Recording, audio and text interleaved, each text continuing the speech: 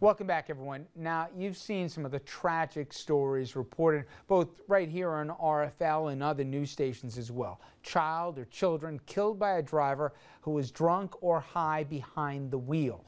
Now, Leandra Law was one such victim, and many of you now know as a consequence through both her family's heroic work and others, Leandras Law. It passed in the aftermath of the death of that 11-year-old on the Henry Hudson Parkway. Now, this dramatically increased the penalties for driving while impaired with a baby, or for that matter, any child under the age of 16 that's along for the ride. Well, tonight, in the first part of a three-part report, we look at some of the parents' horrifying and tragic losses and why, even with Leandras Law, some children still dying because an intoxicated adult was behind the wheel.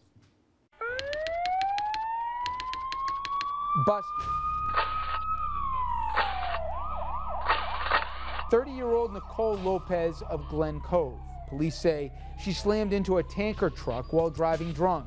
Her 5-year-old daughter was riding the passenger seat when it happened. Busted. 59-year-old grandfather Craig Monty of West Babylon. The charge? Drunk driving. Police making the arrest say his 5-year-old and 9-year-old grandchildren were along for the ride. 911 callers had reported the man driving erratically. Directly behind me is the Henry Hudson Parkway. It's a scenic stretch of highway that carries thousands and thousands of cars in and out of New York City every day. And for many of us, it's part of our daily routine. But not on that October day in 2009, and certainly not where I'm standing right now.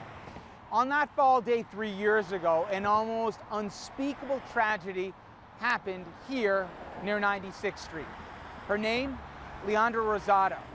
She was only 11 years of age. Friends and family say that she had a smile that could light up a room.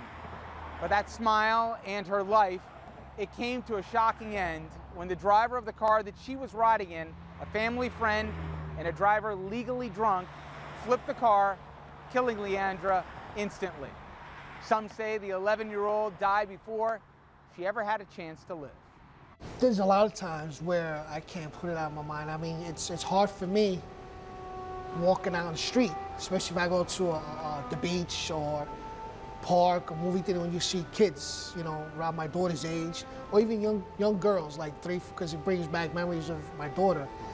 And sometimes I feel, wow, you know, I get choked up. I'm like, you know, it's hard to get out and walk around, you know, and I go home, you know, her room is still the way it is, and I look in the room and I'm missing that voice, and I'll sit there and I'll have the flashback every time of that night, what happened, being at the hospital, you know, and I choke up, let my emotions get out.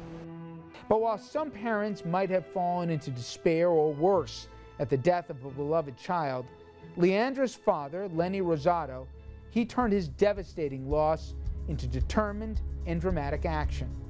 By sheer force of personal will, he teamed up with powerful allies, including then-Governor David Paterson, to prod, and some would say shame, a notoriously slow New York State Assembly into passing Leandras Law.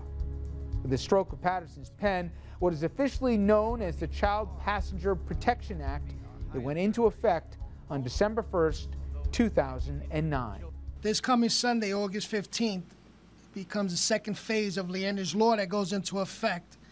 And I'm calling that the final knockout punch. Making sure that people are safe on the streets and in their homes, and when they're riding in cars, has to be our highest priority, and the most vulnerable of those who can be injured are children.